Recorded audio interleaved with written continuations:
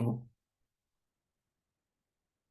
good morning, everybody, and welcome to the latest edition of Breaking the Silence, the conversations. Doing well so far. Lots of traction, lots of good feedback, and we plan to continue exposing stories of real people and their experiences of the COVID pandemic. Real people being real members of the public, members of academia, members of the health service, various professionals, and whistleblowers from the pharmaceutical industry. So watch this space; they're coming thick and fast. Today, I've got the pleasure of welcoming Gareth. Gareth, I was going to say your second name, which I've promised not to do there. Gareth is similar to me, I think. We've just had a pre-record chat in terms of our awakening through the process of COVID, having initially been kind of hoodwinked slightly by it and the TV, really. And you worked as a tutor at Nottingham That's right. University, working with international students, helping them with English. English and research, And getting them to become research students, Dave. So that's why I always had, all through that time, I had an eye on the research that was coming out, which told me that there was no emergency really anywhere in the world. I think that's where it started with you, though, as you mentioned earlier off camera, that it's kind of where is this pandemic?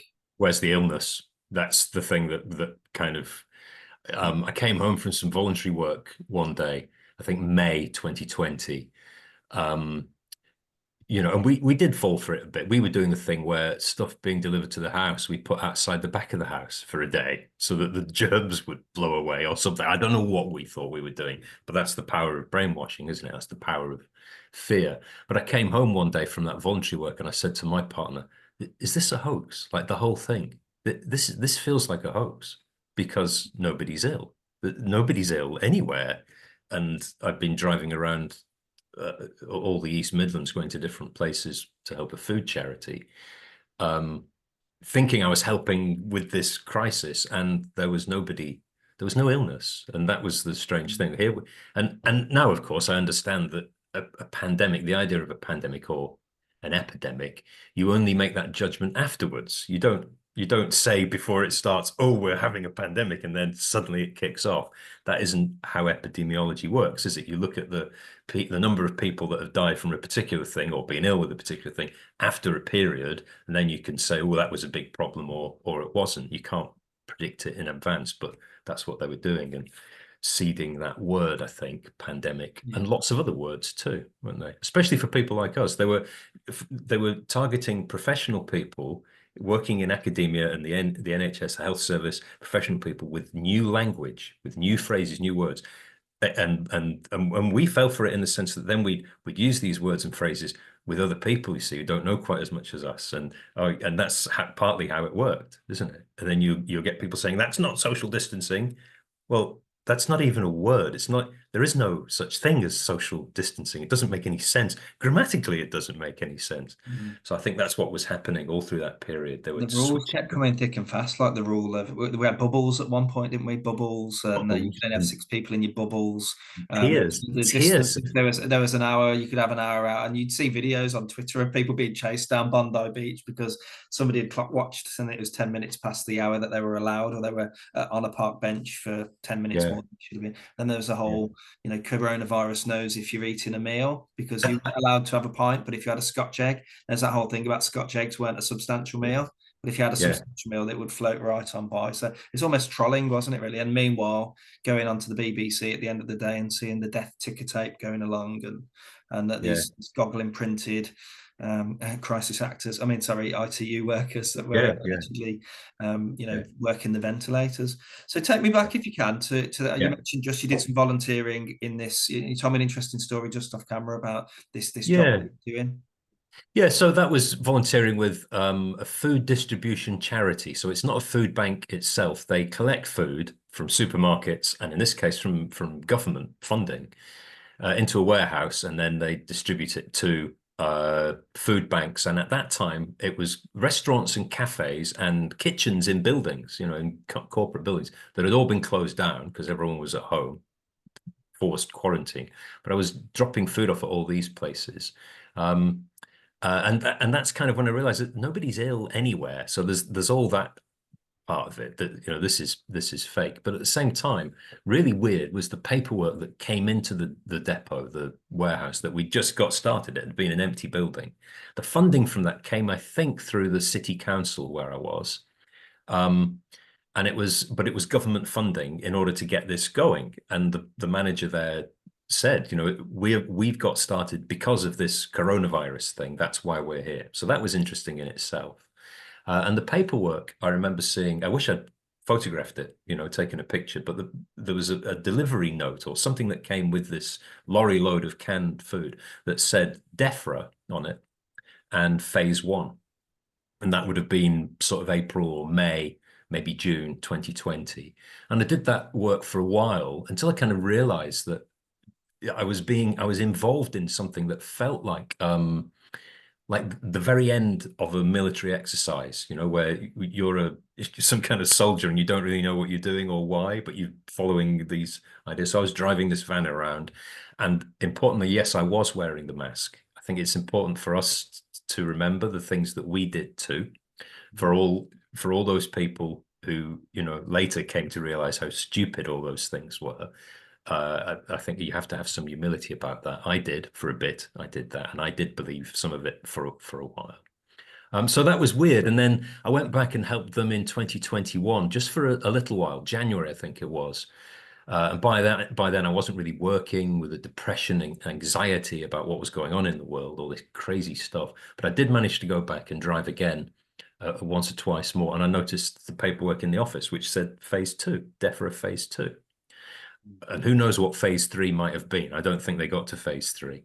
But that's what that seemed to be, was an operation in the background to make sure food was going out to food banks and everyone still got fed, even though they couldn't go to work. Because when they shut down the economy, the people most badly affected were all the people working cash in hand, weren't they? Like cleaners and people working in pubs and shops and restaurants, all those people suddenly instantly unemployed and instantly poor with no other income. And then food banks did a roaring trade in that time. Food banks and these cafes. And I took food to a really posh restaurant, actually, in one of the cities. And the staff there were really angry, really annoyed, because I think they'd worked out what was happening. They'd been forced to close down for no real reason. But they were making food, and we put it in plastic tubs, and we filled up huge pallets with these plastic tubs of pre-cooked meals and took them to the YMCA, for example, or out to other places to distribute them, including pubs. One of the distribution centers was a shut down pub, and the people helping were just local people living in the area. They had the distinct whiff of a military operation in the background. Like you say, but still, while you're on your rounds, you're not seeing people dropping in the streets like Bergamo, Italy, or Wuhan, seizing on the street and being no, because there were no TV cameras or actors. I don't know. They were on some other mission. What I did see was people queuing outside co-op stores on housing estates, standing 2 meters roughly apart, being allowed in. Of toilet rolls in their hand.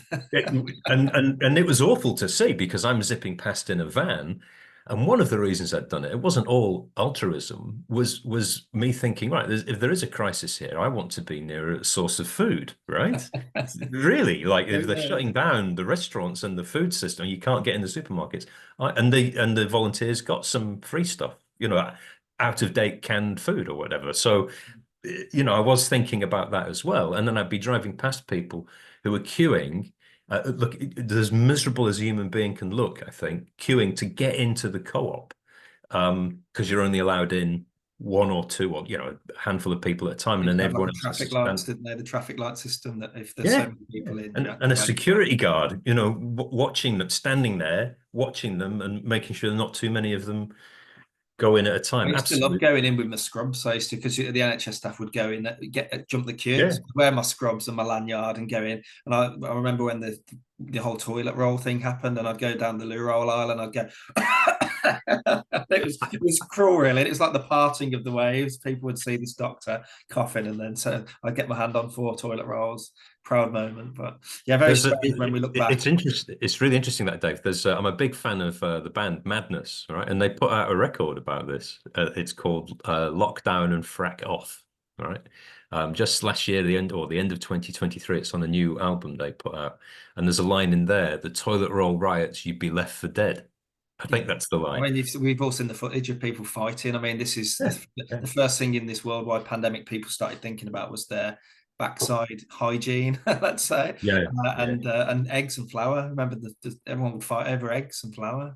yeah, Everyone just yeah. went into this collective hysteria, didn't they? And when you look back, you can see it was perfectly orchestrated by the BBC, and from the medical perspective, I was in hospitals that were empty and doctor surgeries that were empty. We were touting for business. We were doing all our audits and our paperwork because we had nothing to do. Nothing to And do, then and we hear that everywhere, doctors, don't we? Yeah, yeah, I didn't see. I don't. I mean, we were tasked with calling the people who had COVID positive tests, and you just have various incarnations of man flu, and because a test has told them this killer disease that you have to test to know you've got, it just yeah, didn't make sense. So I yeah, was along with it at the beginning in terms of yeah, falling yeah, for it. I mean, I've got some horrible pictures of me with my mask on, yeah. selfies. Like, I don't know what I was thinking, but Yeah, no, well, we weren't thinking, were we? Because fear is what they do, and it's a really old technique, and the Nazis used it, didn't they? And then talked about it. Like, if you can make the people, I don't know who it is I'm quoting, but one of the higher ups from the German Reich, if you can make people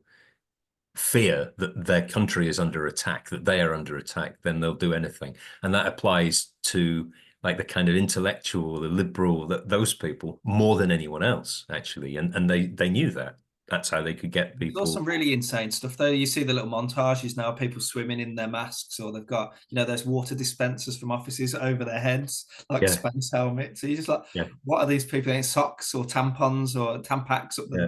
the noses? And Yeah, the what big happened? plastic water bottle things are amazing. And you think those people, you kind of want to know where they are anyway, all the time, because those are people to keep well away from, aren't they? People They're who the are ones who've had the musically. knife jab and Yeah, still but going. but to be honest, I mean, the serious point there is, I think it was actually the masks that broke my mind. I think that really plunged me into like a really terrible place because I could not understand why my friends and colleagues at work were doing that, because it doesn't make any sense.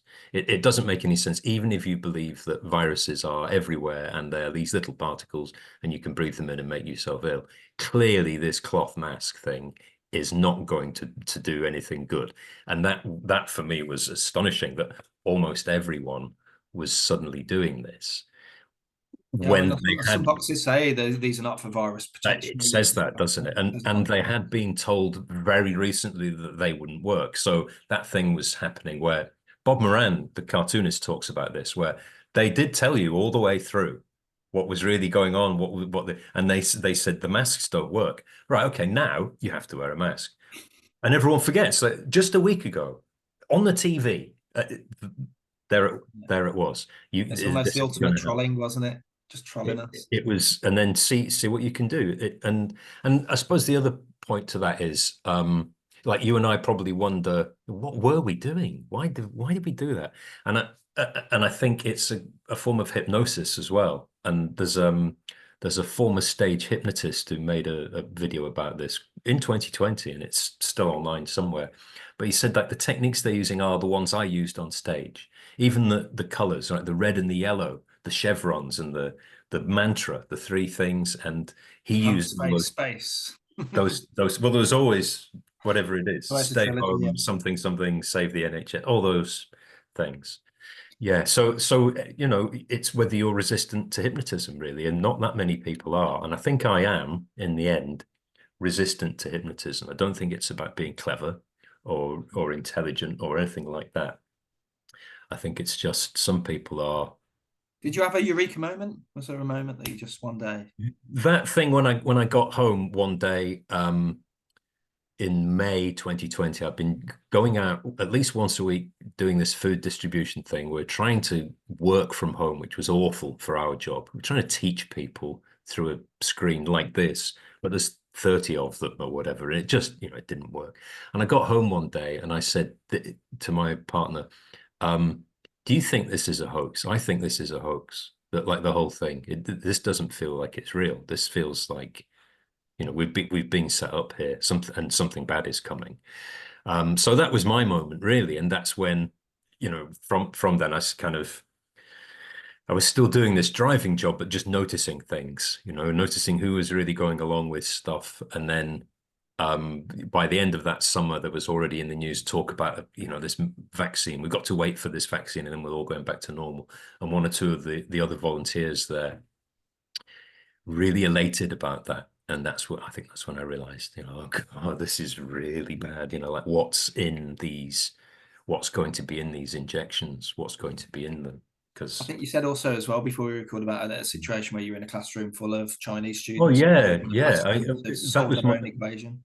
I mean, we went the university where I worked, and I will name it actually. It was the University of Nottingham. It's got very close financial connections with Pfizer and AstraZeneca. I mean, really close. They've collaborated on research for many years, and money has flowed Funny because a between lot of them. my trolls come from Nottingham or around that area. Yeah, no, for real. And Jonathan Van Tam, I think he's still on the payroll. He went back to his job at Nottingham University. So he's the connection there. So, people talk about Oxford University and AstraZeneca, but Nottingham University is really, and I realized that is really connected with all this stuff and very, very corrupt.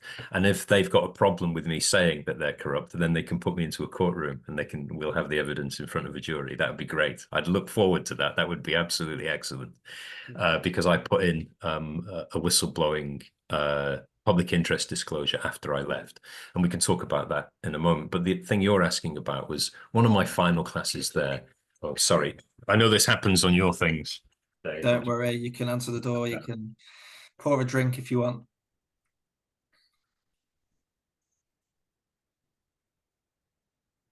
Okay. Yeah, sorry about that. Yeah, you were asking about the students from China. So I had a class, this would be about November 2022. So we'd been back at work for a while, but especially there were still colleagues wearing the masks even then. And lots of the students, especially the ones from China, were still wearing these masks. So that made it very difficult to teach. But I was in a room with students only from China, and we were talking about data from I wasn't really teaching the curriculum. I was finding my own way to get to the curriculum aims, which were in fact about critical thinking. It's astonishing that was actually my job, was to teach critical thinking The during that, irony, the irony. and everyone switched off their critical thinking. But we were doing that, and I put a question to this group of students, which was talk to the others. Can you get the names of the people from China, different places in China, who died of COVID, your friends and family, the ones who've Bearing in gone. mind, this is the epicentre of the Oh pandemic. yeah, and all the cities locked down, and it started in Wuhan, and the people in this room were from all the different parts of China, because that's where the students come from for Nottingham University. Nottingham University has a campus in China at Ningbo, and it's not a franchise thing. They actually own it. It's their The buildings are designed to look like the ones in Nottingham. So I asked these students to do that, and they all looked at each other and they talked for a bit, and there were no names. And they said, there isn't anyone. No one died of COVID in 2020 in our country. And I said, yeah, and it's the same here. If you ask someone to name someone who died of COVID only, and there's an autopsy report to show that, people get very, very angry, like really angry, because the question creates the cognitive dissonance response, which can be anger, can't it? Because there is no one. There is no autopsy report. Even now, 5 years on, there is no autopsy report showing a death because they've found It was this all thing. subjective, wasn't it? It was always subjective, and it was always death within 28 days of a Yeah, test, yeah. without labouring the point about tests. The tests were dodgy as. Exactly. And there was a young woman in this group, because I said, well, so what's the explanation for this then? Because there was this pandemic, and we all saw it here. And a woman put her hand up and said, it was the TV. It was the TV that told us that lots of people were dying, but we don't know anyone who died, because nobody did. It's a And success story in critical thinking in that one student. it's an amazing thing, because I think Bob Moran has talked about this too. Like if you look back through newspapers, every so often for decades, there was a story about a new killer virus in China. Every so often, it's just a way to sell newspapers. It's just a silly story. And every 7 or 8 years, there was one of these, and I can remember them. And you think, well, that's seeding the idea, isn't it? And it's just silly. It's just silly. How would a new illness Like it's silly. There's nothing new under the sun, is there? We kind of know that now. But it was, uh, and then what happened was one of these silly stories appears, and then it just builds and builds and builds, and then we have to take it seriously. And that I think that's what happened really. And then Very. they were adding some strange things, weren't they? We had mpox. Mpox came out of nowhere when people started getting their immune damage, and then we had, I think there was something called sloth fever at some point. Sloth That fever, was one that they and they were tried. coming out with these crazy names, weren't they, for the variant? So we had the Kraken variant, the deep sea octopus, or something like that. I mean, they were just taking the piss at that point. There was the Kent variant as well, which only Variant. applied to Kent. Bloody Kent variant. So there were people, weren't there, who lived right on the border of Kent and the other counties who weren't allowed to do. They were in tier 5 or whatever. They had, that was it. They were separating out places, weren't they? Saying it's bad in Kent, Oh it's bad yeah, here, it's yeah, bad there. yeah. And they had that light system where you couldn't go to Bradford because they've got high incidences or whatever. Just And absolutely by that time, I realized, that they're trying to separate us and isolate us in order to do something to us. They're trying to play with our minds. And I was driving to see my parents all the time, who lived in a different city, and it meant, a drive through that cold winter 2020, having to drive past signs that in, the big road signs that said essential travel only. And I was thinking, yeah, well, it is. It's my mum and dad. I'm going seeing them. yeah. Because how could anything be more? That's so essential that they see me, that we visit, that we do these human things. And then I couldn't even go in the service stations because you had to wear a mask. And then on the outside of the service stations on the motorway, it's got all the propaganda about taking a test and the new variant is spreading quickly and all this garbage, like an absolute dystopia driving through it. And I did that, and I'm so proud that I did. And I do wonder about my friends who thought they were doing the right thing by doing the opposite thing, by not seeing their own aged parents, for whatever it was, 6 months, a year, longer than that. It's a, you think how easily it was to do that to people. And I've puzzled about this and wondered about it, because it does mean I was very wrong when I was younger, because I thought that TV wasn't very powerful. And I wrote papers on this for part of my communications degree. But it turns out that it is. It turns out that sadly, I think for most people, social conditioning through the TV is more important, or has more of an effect than friendship, than 20 or 30 years of friendship. That's just pushed out to one side because the TV has told me something different, and somebody important in a suit or a doctor's white coat on the TV has said this, and so that's more true than the love and friendship that I thought we had. So yeah, very difficult time wrestling with that, knowing that I've made another mistake there. I was clearly wrong about how much notice people take of the TV. There's one in every household, not mine, but for all my friends, that's where they were getting their information, and it's not information. It's hypnotic. It's actually quite enriching to turn BBC and ITV off. I don't think I've seen the BBC for a long, long time. I'll often It, listen to articles from them, but it's such a shame, because I used to like that Six Music, that station. I think all the DJs on there, I really liked them, and I like listening to that. The Funk and Soul show, that I loved that. And then there came a point where I just said, these people are terrorists. Like, not the DJs playing the music, but the BBC. And there's the news, the fake news every hour, even on that station. And we can't have this in our house. And we've not listened to the BBC for whatever it is, 5 years. So it's a shame, really, because the Craig Charles show, we used to love that on Saturday nights, but that's gone. And I met the BBC. yeah, I was going to move on to that really. So you Yeah, spent a yeah, lot of time on the road seeing this propaganda, yeah, yeah. these posters, these signs, these stickers, and decided to become a vigilante against propaganda. Tell us about that, and leading into that, the liaison with the BBC reporters. Well, I wrote to my own doctors, first of all, like the GP surgery, just sort of just pointing things out and enclosing research papers. And these were in epidemiology, so it was the data showing that they're panicking for no reason. And all I got there, as you can imagine, is a load of like anger, not from any of the doctors, but from the center manager, who work like gatekeepers, I think, in the sense that they won't let the doctors actually see what it is you've sent, and they have to try and belittle you. You're not a doctor. You know, what do you know? You're not a doctor. And my point of view is, yeah, but I'm a researcher and I can read. My first example of that, though, Gareth, was that first person that raised some questions about the vaccine. There's an old dear, 80 odd years of age, Mm, and mm, she'd written a beautiful letter. I remember mm. it coming into my email box, and the header was something like FYI anti vaxxer or something like that. And it was a letter from, in scrawly writing, from a lady who'd said, look, this has been rushed. You know, where we've never used mRNA before. Is it really safe? Where's the data? And this email went round, CCing in all the doctors saying, beware of Doris. She's an anti-vaxxer, so you'd have been labelled just as such this troublemaker, Gareth. I got Sending my papers in.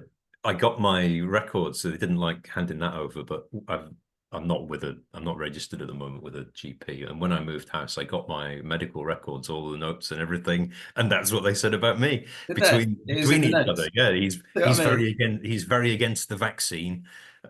Was in there like what? And I hadn't expressed. All I did was You're ask sending questions. them papers. You send them Yeah, papers. that's it. They're Sending them research reading. papers that they really ought to have read. You know, that they really ought to have read. And what's the harm in that? What is the harm? If it was some other subject at some other time, you can imagine a doctor saying, "Wow, it's amazing that one of our patients is interested in this thing, whatever it might be. It could have been plastic surgery developments, or it could have been some new method or something. Thanks very much. That's really interesting." Even if you don't read it, you'd be nice and say thank you, wouldn't you? But This this, no, aggression. no, I no. mean, one of my GMC complaints at the moment, Gareth, is from a practice manager in the local area that rejected an application from me when I Yeah, applied. Great yeah. CV I've got. I'm not blowing my own trumpet, but No, no, it right. was Yeah, rejected within minutes of it going in. And yeah, with basically, we've Googled you, you're an anti-vaxxer, etc. So anyway, this practice manager has gone to the GMC and said she's received hate mail because I posted the rejection letter online yeah, without any details of I was named the practice saying if you can't get an appointment at this practice, it's because they're throwing applications from me in the dustbin because I'm yeah, a yeah, yeah. rabid anti-vaxxer, as I said. But But she claimed to have received hate mail. I've yeah, seen the hate mail. It was a letter from Mike Yeadon. It was a yeah, letter from the yeah, World Council for Health, and it was a letter from a retired professional accountant in the area that I live. And it was all of them were sending the Pfizer data to this individual practice manager who yeah. works in clinical governance as well, which is very odd.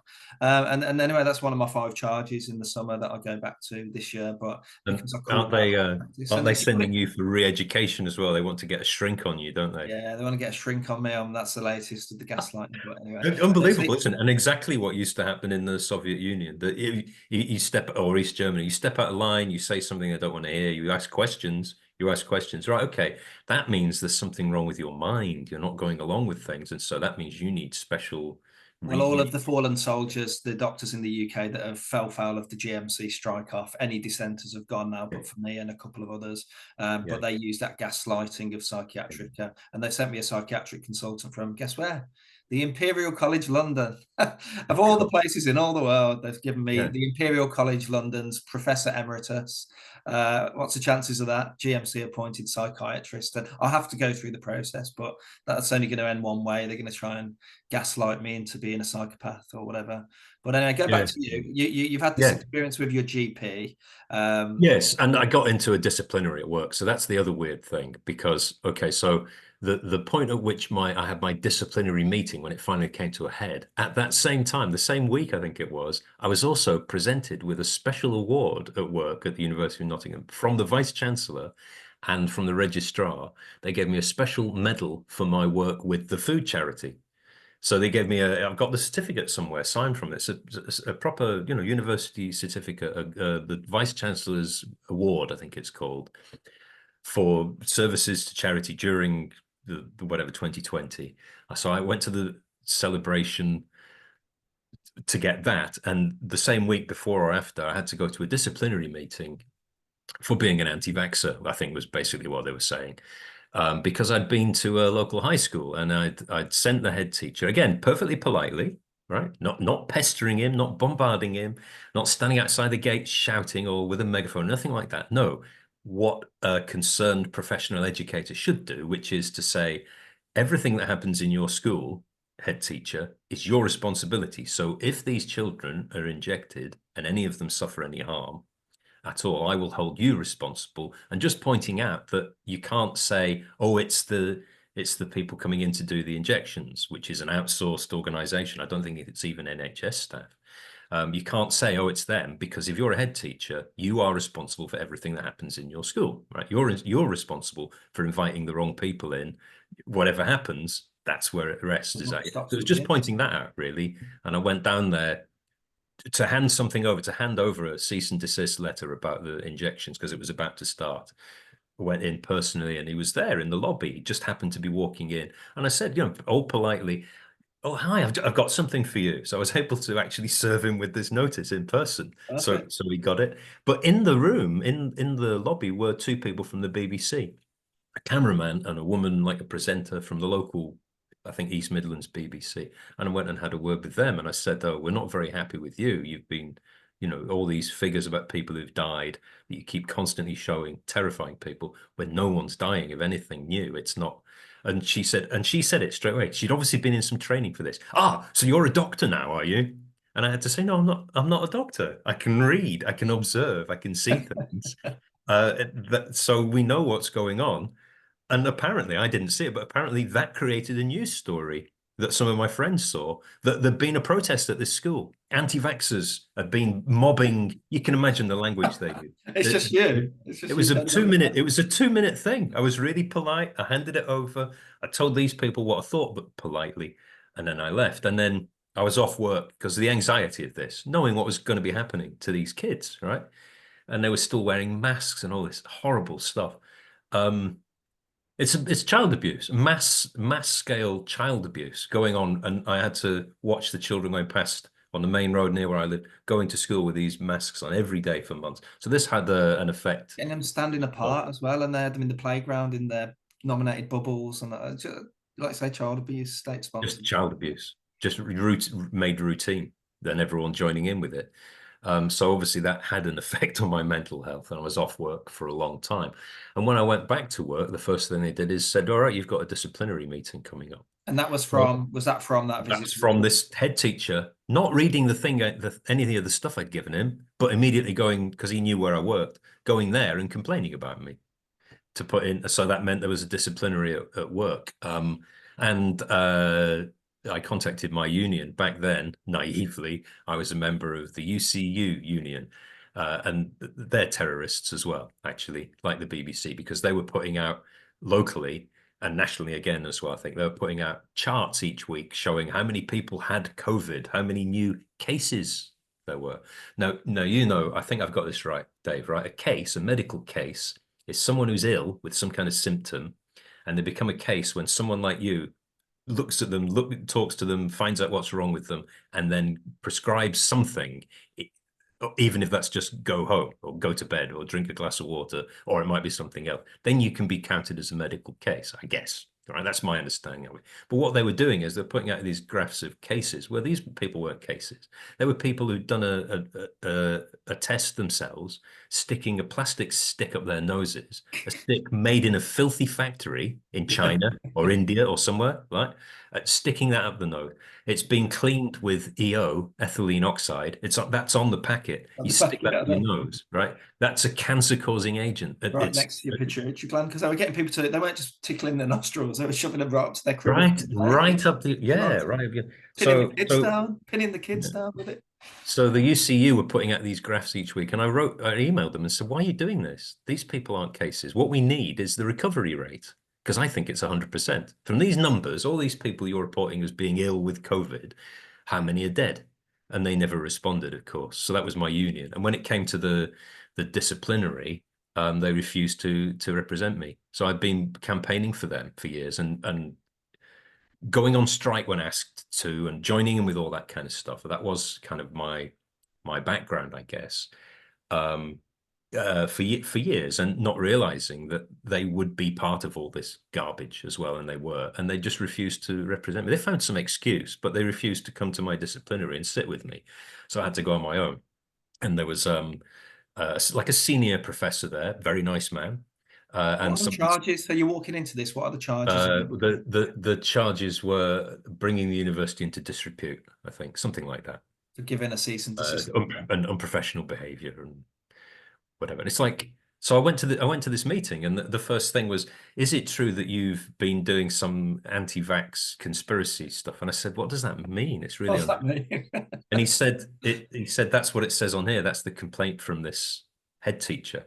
I said, "Okay, well, what I handed to him is this," and I handed over another copy of one or two of the documents, and one of them was Tess Laurie's report from early in 2021, which was about all the harms that were already evident from the injections, the vaccine.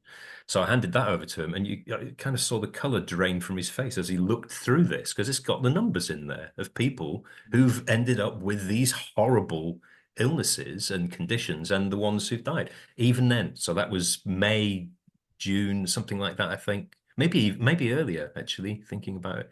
That report came out. My disciplinary was in 2022, early in 2022, February, I think. So I presented that, and I had to stand up for myself in this meeting. And what was interesting, Dave, was one of the people there, a woman who worked in HR, was clearly on my side.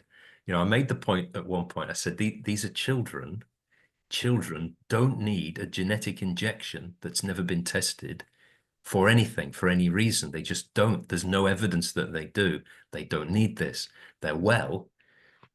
They're well now, and this could make them ill. It could have no They effect. made that It at could the make them, beginning when they were talking about herd immunity and natural immunity, which then became a yeah. conspiracy theory. And you saw Chris Whitty Van Tam saying we need to focus on the over 80s, the people with respiratory comorbidity, the obese. And we were seeing that bearing out in the alleged deaths from COVID. They were publicly telling people that it was obese, 4 or 5 comorbidities that were dying of COVID. So when they started racking through the ages, right the way down Yeah. to 5-year-olds, that's when it hit the fan for me personally in my medical career. Yes. I couldn't work Yeah, with of these course. people Of anymore. course. You're talking about So children. you're talking to this sort of pale looking character that's looking through the documents now, the colours drain, likely a Freemason. Sorry, just throw that in there. Oh no, I don't know. I mean, I actually had read some of his work. It was like a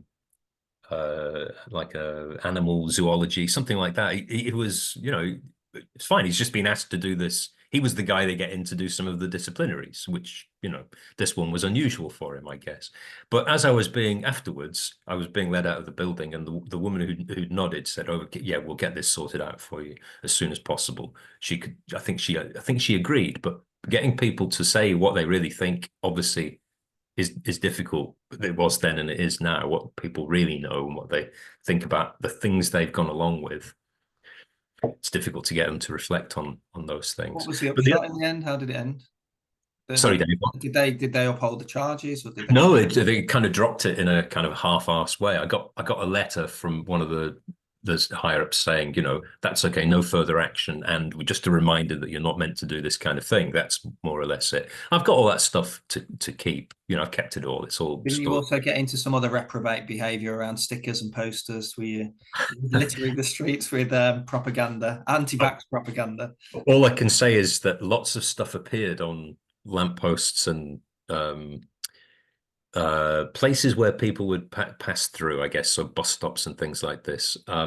It was everywhere actually for a while, and I think it really did have an effect.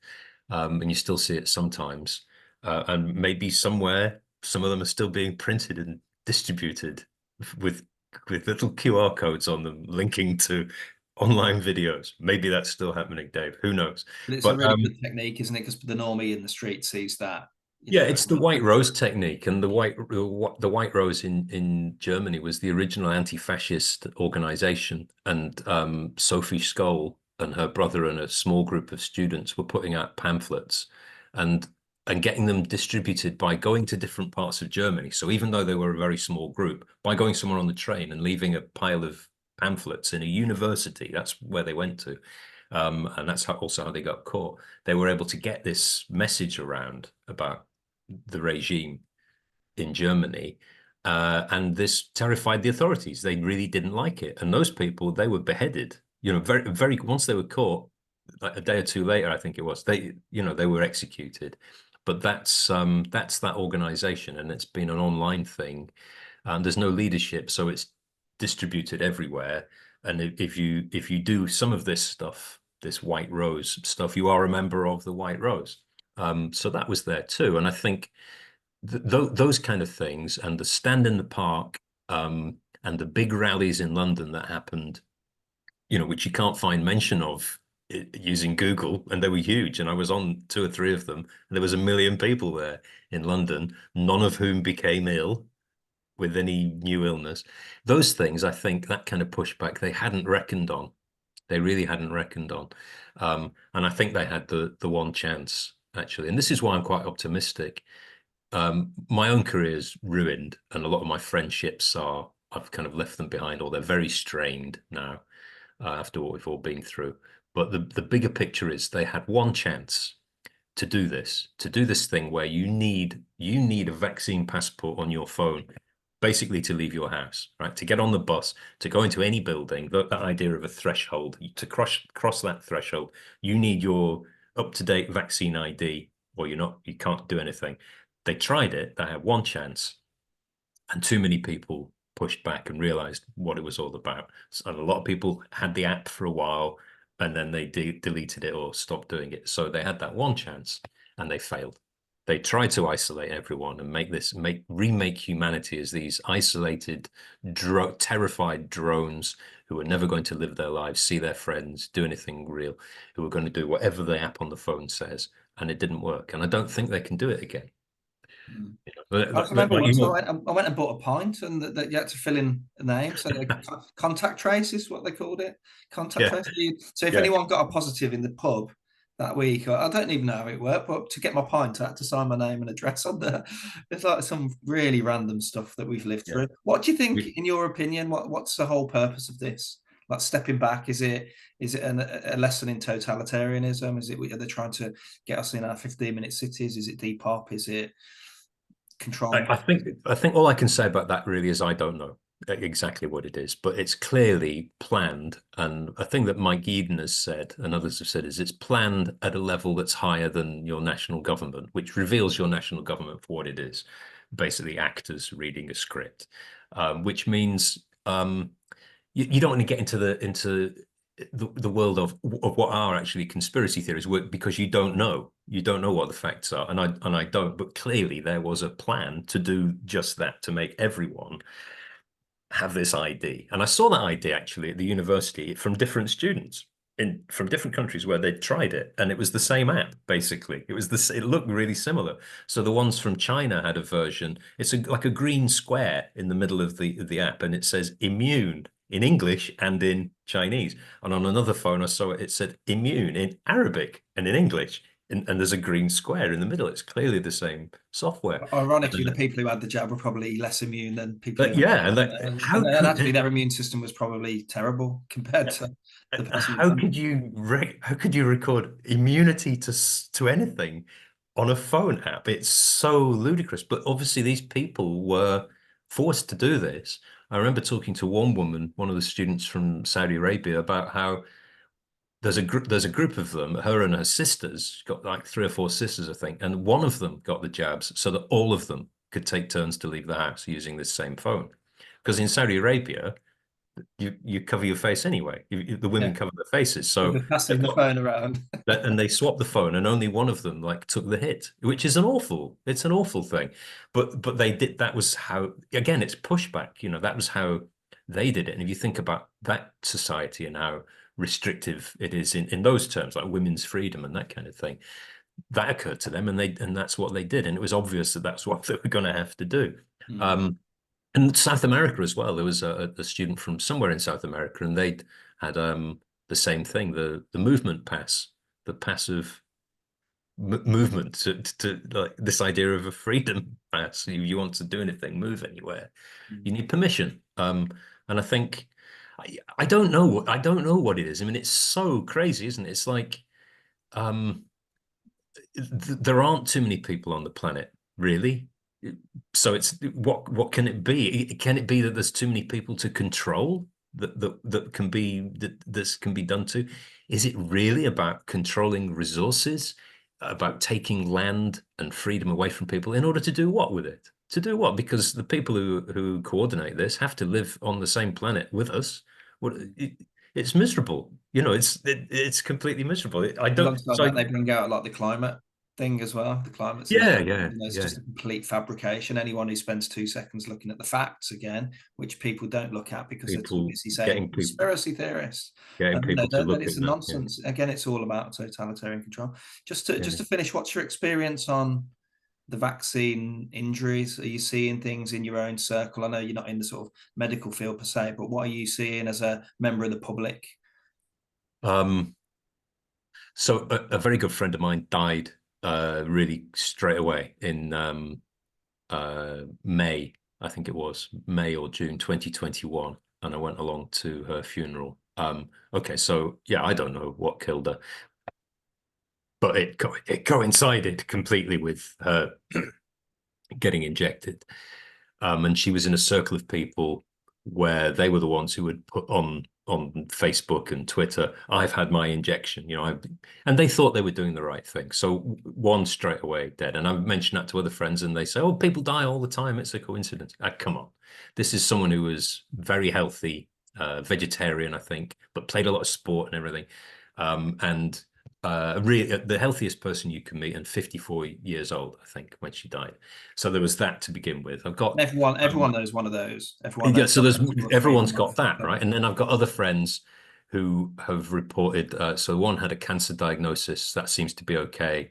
Um, Heart problems, heart murmur that's unexplained, and another friend. Um, Lots of this kind of thing. Tinnitus. A friend has got tinnitus.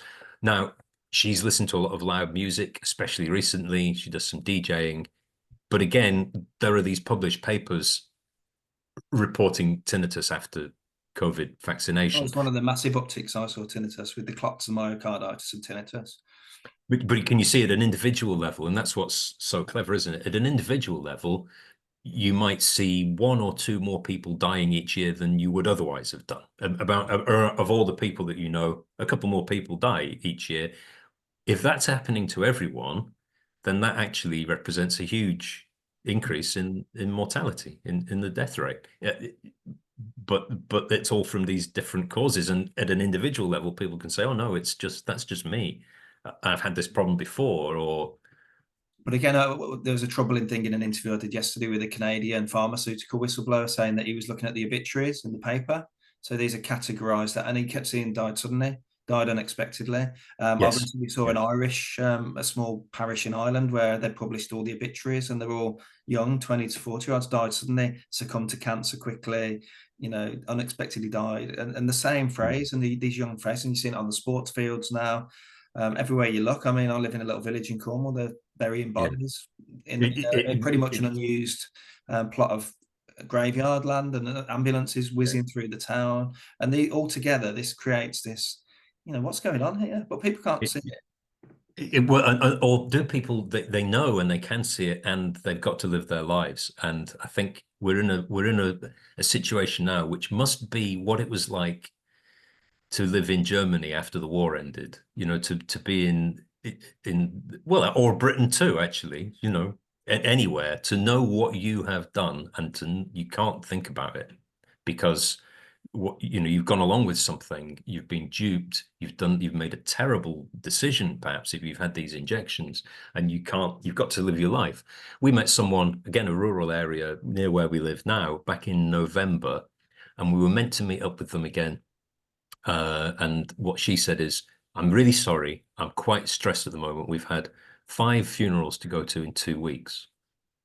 5 funerals to go to in 2 weeks, right? Now, so again, you can say, oh, it's just a coincidence. Okay, if that's what you think, then that should be a routine thing going back in time, that's ever happened before, that this kind of these numbers would be there. Mm. Again, you can't say for sure that's what it is. But what that says to me is that's people likely all got the same batch at the same time in more or less the same place, and in a rural area, who knows? And we know that batch correlations is a thing. It's a published thing. There are meta-analyses across Europe and other Yeah, parts of the world that show that there's this batch specificity, which is yeah, sinister in and of itself. Is that just a bad production? Is it more sinister? That yeah, there were these hot lots, as they're known as, yeah. and just I look at that. I've got a link to that website, the "How bad is my batch" yeah. thing. And I, I've That gets actually, censored all the time. That does. I mean, I remember yeah, once yeah. there was a school where I think the teacher or the head teacher and three of his pupils within a week of the jab had all had seizures. And again, it must have been the same batch, and they're all having the same morbidity attached to seizures, having been seizure free and fit. And this was in one school, three kids and one teacher, and and people still can't see the wood for the trees. It's just so blatant. But how do we wake these people up? Just to finish, what is it? We just got to wait. Yeah, no, what you do is you live your life. Like the point is, people like us now, we didn't go along with it, or we did for a bit and then stepped right back. We didn't go along with it. We didn't get jabbed. We are the living proof that it was garbage. Right? We're meant to be dead. It was a killer virus. We weren't protected, so we should be dead. I've not had a day's illness since 2021, and I mean not even a sniffle. No, it's the way, and then everyone else they're constantly ill, and they know people who are really ill, and they know people have died, and the common denominator is those injections. Now, what we can do is we need to show love we need to remember that these are our friends and family. They're the other people that live around us, our neighbors and work colleagues, and we need to make it clear to them we are here for them, and we will help. We're not enemies in any way. We need to rebuild that because we need to be united, right, about what's maybe coming in the future. And I think as for waking people up to what's happened, the only thing that works is questions. You just drop questions in and leave it. There's this idea that people have that you can, or if you strength of your argument and enough research and data and facts will make the other person say, "Oh my God, you're right. I was so wrong." That never happens. It's just not a thing that human beings do. We're just not humble enough. It's really difficult to say, actually, you're right and I'm wrong. And I agree with you now. That takes time. And when that happens, I think about where I've changed my mind about things over the years. When it happens, that's a private moment, and it takes months or years to get there, where you suddenly think, that person I was speaking to that time, they were right, weren't they? But how often do we phone that person or get in touch and say, you remember that conversation? It turns out I was wrong and you were right, and I need to tell you. So I Yeah, think I'll sit watching on my phone in the evening, thinking when are these apologies coming in like but they're that. coming, and they're Uh, not. They're they're not not. coming They're through. not. I mean, I've had one, and it was heartfelt and very, very difficult for the person to say it, and because it's really difficult to be humble, and it's just a human thing because you've got to get on with your life.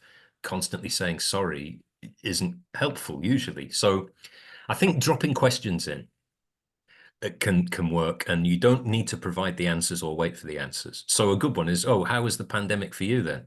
Were you at lots of funerals in 2020? Like busy with funerals all the time? That's a good question to ask, isn't it? Is it normal to get injected 3 times, 4, 5, 6, 7, 8, 9, 10? I think they're on 9 and 10 now for the same illness within 6 months, a year. Is that not? Did you ever do that before? And do new illnesses just appear? Is that what happens in nature? There's a new way to get sick. That's a normal thing, is it? That goes back through your life 20, 30, 40 years. That used to happen, or is that a new thing? And then all the people I know, quite liberal left. You imagine working in universities, they'll constantly tell you how much they dislike the government and hate politicians. Politicians are all liars. So a point to make to them is, oh yeah, you were right all about all the politicians always telling lies and they're all paid off and bought off. But suddenly they started telling the truth in 2020. Is that right? Suddenly, all those people you profess to hate, to despise, and that they're liars, suddenly thank God they started telling the truth in February 2020. And since Praise then, the Lord.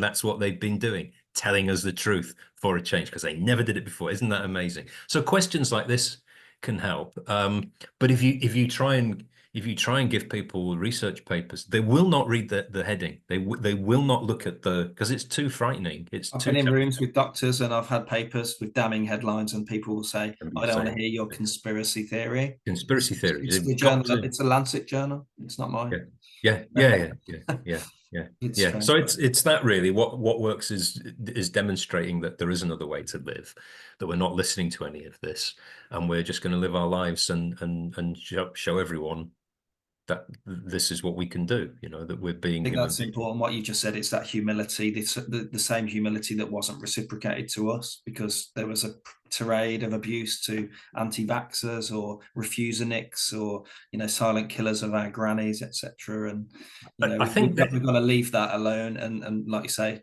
approach with love and humility and forgiveness. And that's yeah, the best way. yeah, yeah. It's the only way to do it, isn't it? And to remember that we went along with some of it too for some time. We were unprepared. I guess we were, you know, and they threw everything at us all at once. Yeah, exactly. I mean, there was a So military grade stuff, wasn't it? Military yeah, grade stuff, and yeah. it was genius. Like, there's never going to be any proof. You know, the causality, even if somebody drops dead after the vaccine, the day after, I've seen it labelled as long COVID. Real Mm, cases, people have stroked out after the jab within a week, long COVID. So this is yeah. something we haven't covered that here, but you know, A there's new illness that doesn't have even now a and proper it's multifaceted. diagnosis. It causes everything, doesn't it? This coronavirus that causes usually, you know, it's in the Encyclopedia of Medicine, usually causes a self-limiting upper respiratory tract transient illness for a few days. We normally tell people to go home, have a paracetamol and some vitamins. Mm. Suddenly became this multi-systemic inflammatory, clot-causing, myocarditis-inducing, Amazing. killer Yeah. of all in the streets, even dropping down like Del Boy and Only Fools and Horses in the bar. Yes. You know, Dropping over. Yeah. I'm still waiting to see that where I am. same. I mean, you should be dead.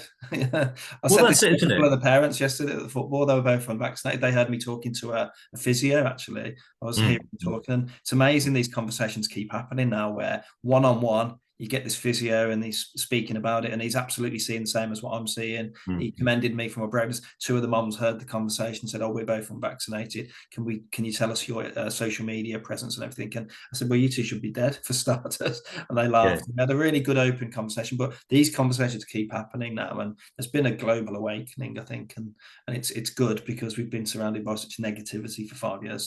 People are starting to wake up to it, and I'm just waiting for a bit of an anger, to be honest, a bit of anger to be shown. There's a bit of apathy in the. I mean, I'd be so angry if I, you know, that's what I don't get actually, Dave, because I'm quite angry because some of my friendships that meant everything to me, they were me. They've gone. They're, you know, and I've had to move. I live hundreds of miles away now from my old life, and I scratch around for work as well. I'm not, you know, I think I'm probably blacklisted. Certainly can't get work in the universities, and I have tried. Um, so, you know, my life's not as it should be, but at the same time, I seek moments of joy, and there are plenty of them. And just as I'm saying that, there's some sun coming through that, you know, like I'm going to live my life, Perfect moment. and I'm going to demonstrate that's the way to do things. And I am pleased. I don't think of myself as brave or anything like that. I'm just pleased that about the things I did. I remember taking a box of leaflets to a friend's house in 2021 during the summer sometime when those rallies were happening in London and we were doing all this campaigning work and handing over this box. And she said, aren't you pleased though that this is you? You found out how you would have behaved in any of these historic situations, right? The Civil War in Spain or the Third Reich or whatever. This is you. You found out now that in fact you wouldn't go along with it and you do something to push back whatever was in your ability to do. And I think she was right. It's like, yes, okay, that's enough, really, isn't it? For one life, my life, that's what I did, and some of the other people around me, that's what we've done. And then what it must be like if you didn't, because you can't disguise if you colluded or resisted, right? You can't disguise it. It's known. Well, Uh, this is why the doctors are now so they've got their heads down. They're hoping it goes mm, away. They don't want big mouths won't like me ask them. doing podcasts with NHS staff whistleblowing on the TikTok dancing and the empty wards. So I'll keep doing it because you know my Please. practice is to wound the beast, as I keep getting told by my barrister. If you're going down anyway, you might as well wound the beast. So hence Yeah, these yeah, interviews with normal people with normal stories. Well, they're not yeah. normal stories, but surreal stories of truth. And it's your face is literally lit up with the light of the sun. So And I'm looking really, I'm quite pink anyway, and I'm looking your really halos pleased appeared. So now. I think it's probably a good time to Sure. end the conversation. But thank you ever so much, Gareth. It's been a really, really interesting chat. Stay in touch and Thanks very much, how Dave. It's you been get on. great And talking to you. It's been it's really been good. we're fellow blacklisted individuals. So it's Yeah. weird because we're just talking about losing friends. are you losing friends when you think about it? Because were they good friends to start with if they were willing to? But then we found our tribe. Then I know a lot of people now that I never knew before, and we come together as good friends. And the network That's across the world of definitely. awake people, as we call it. And No, that's happened to me as well, and I've got other friends who are more as you say it was like being in a film, wasn't it? So you're watching people who we thought we knew behaving in a kind of a really weird way. They're And it's kind behaving. of inversely proportional to intellect as well. So the academics went bonkers, whereas the window Oh cleaner yeah, and yeah, the guy yeah, who yeah, delivered my Morrisons, we were having, yeah, academic yeah. conversations. They knew the guy who did That's my it. MOT That's it. fully, he That's knew it. all the data. My gardener, even my plumber, who's about to come in a minute, Yeah, he knows yeah. what's going on. He's refusing it. That's right. No, a lot. My new friends are delivery drivers, roofers, car mechanics, people because they've always known that the government hates us and is controlled by psychopaths. That's not an argument for that. They just know that it's nothing to do with us and just ignore them and get on with your life. And luckily, I still had enough of that in me, I guess, to understand it when it happened. But you're right. It's like. The people right at the top. Last year or at the end of 2023, I was working in a different university. I did manage to get a little bit of sessional work, and they were still wearing the masks. These lecturers going into a classroom with a flowery patterned cloth mask to go in Mm. to lecture about, I don't know what. And I felt like saying, what do you know? How could you know anything and not know that this is garbage? Like, all you're doing is making yourself ill and terrifying other people. It's scaring people. And that you don't know this. Meanwhile, everyone else, like you say, all the people who do real work that have moved on a They're the long, real long time academics. They ago. are the real academics. So it just shows again the whole Yeah. educational system is Yeah. structured to Yeah. positively select for sheep, people who Yes. are willing to follow and subjugate themselves to Yeah. whatever they said Yeah. above. It's mental. But Yeah, it on is. that note, Gareth, it's been Okay. amazing. Stay in Thanks touch very as much. I mentioned, and I'll get this out as soon as we can. And Very good. brilliant today, brilliant. Great talking to you. Really good.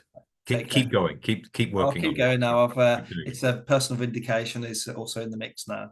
It's testimony as well for the future. These recordings with different people that you've got, we need to. So I keep calling it my audit trail. It's my audit Yeah, trail. So, yeah, when my grandkids and great grandkids look back at the crazy anti-vaxxer granddad, great granddad that they had, I'll keep all my videos prepared, for when I get bumped off yeah. by the government, probably. Oh yeah, yeah, yeah. It's worth saying, isn't it? Because I feel great, and I'm not in any way suicidal. I feel fine.